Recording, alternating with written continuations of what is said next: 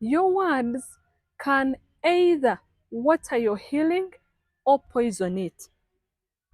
Proverbs chapter 18 and verse 21 tells us, death and life are in the power of the tongue, and those that love it will eat the fruit thereof.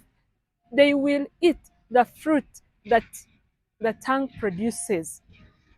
If you speak life, you will receive life. If you speak death, you will receive death.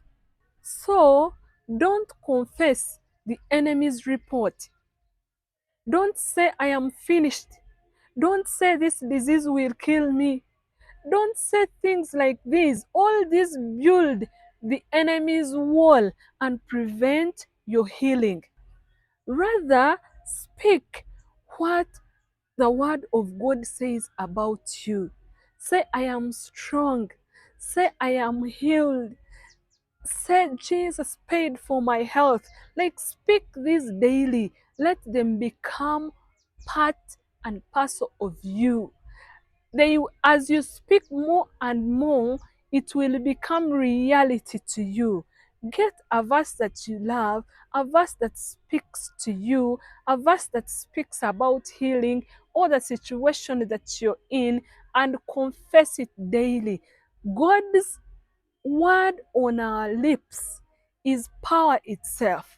God's word on our tongue is power itself.